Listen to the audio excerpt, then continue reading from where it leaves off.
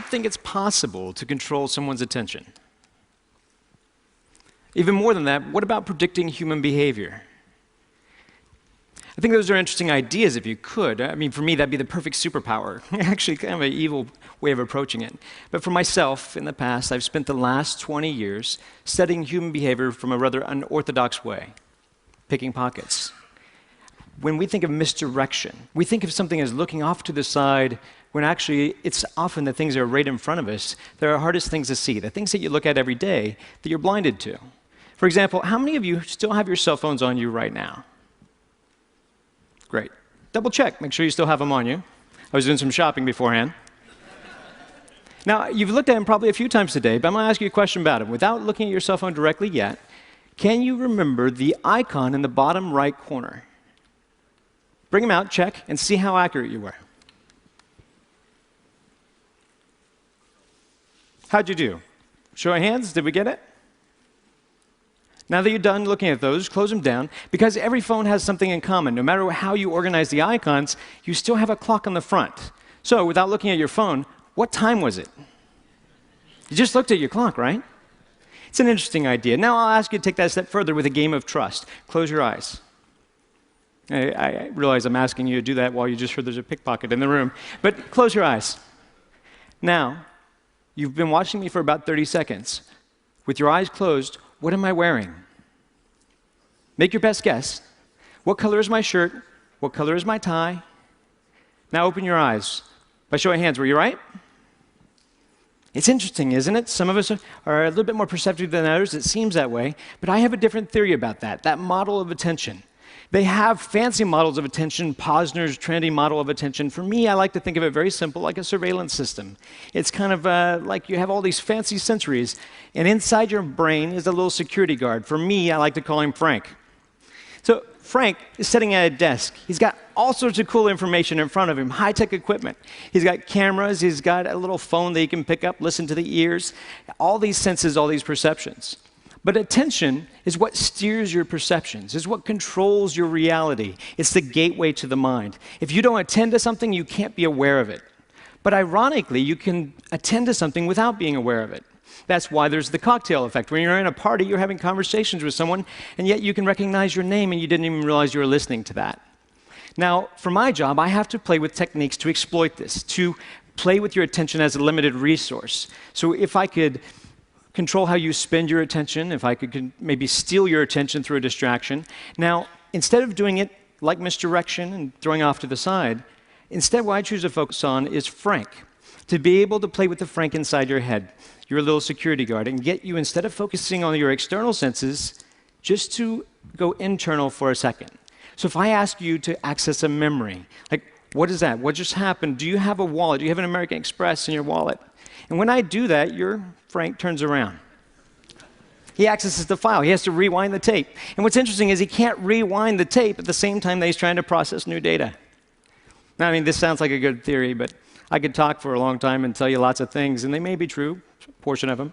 But I think it's better if I tried to show that to you here live. So if I come down, I'm going to do a little bit of shopping. Just hold still where you are. Hello, how are you? It's lovely to see you. You did a wonderful job on stage. You have a lovely watch that doesn't come off very well. Do you have your ring as well? Good, just taking inventory. You're like a buffet. It's hard to tell where to start. There's so many great things. Hi, how are you? Good to see you. Hi, sir, could you stand up for me, please?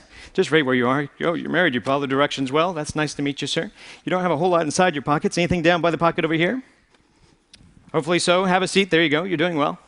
Hi, sir. How are you? Good to see you, sir. You have a ring, a watch. Do you have a wallet on you? Well, we'll find one for you. Come on up this way, Joe. Give Joe a round of applause. Come on up, Joe. Let's play a game.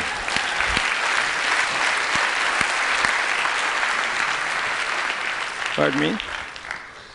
Don't think that I need this clicker anymore. You can have that. Thank you very much. Appreciate that. Come on up to the stage, Joe. Let's play a little game. Now, do you have anything in your front pockets? Money. All right, let's try that. Can you stand right over this way for me? Turn around and let's see. If I give you something that belongs to me, this is just something, a half poker chip. Hold out your hand for me. Watch it kind of close. Now, this is a task for you to focus on. Now, you have your money in your front pocket here. Yep. Good. I'm not going to actually put my hand in your pocket. I'm not ready for that kind of commitment. One time a guy had a hole in his pocket, and that was rather traumatizing for him. I was looking for his wallet, and he gave me his phone number. It was a big miscommunication. So let's do this simply. Squeeze your hand. Squeeze it tight. Do you feel the poker chip in your hand? I do. Would you be surprised if I could take it out of your hand? Say yes? Very. Good. Open your hand. Thank you very much. I'll cheat if you give me a chance. Make it harder for me. Just use your hand. Grab my wrist, but squeeze. Squeeze firm. Did you see it go? No. No, it's not here. Open your hand. See, while we're focused on the hand, it's sitting on your shoulder right now. Go ahead and take it off. Now, let's try that again. Hold your hand out flat. Open it up all the way. Put your hand up a little bit higher, but watch it close there, Joe. See, if I did it slowly, it'd be back on your shoulder.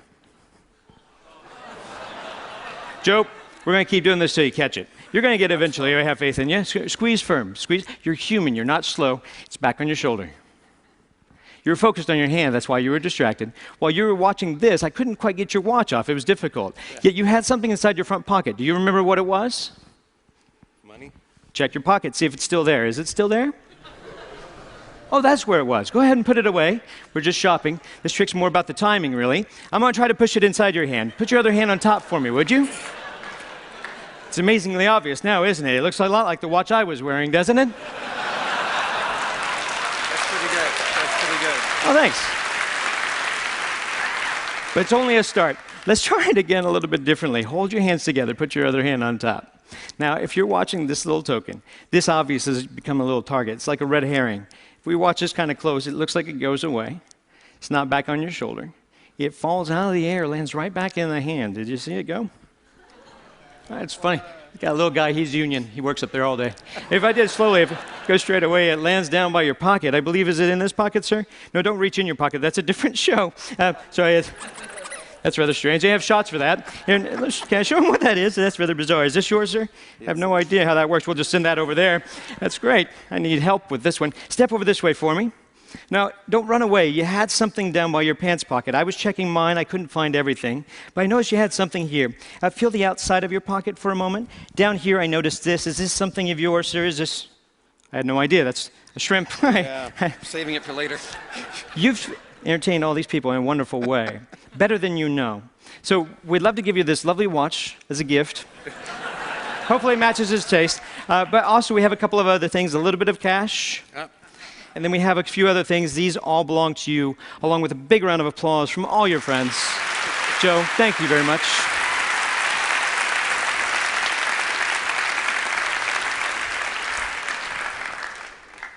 So, same question I asked you before, but this time you don't have to close your eyes.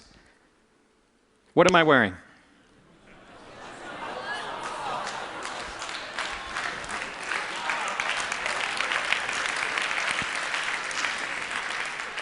Attention is a powerful thing. Like I said, it shapes your reality. So I guess I'd like to pose that question to you. If you could control somebody's attention, what would you do with it? Thank you.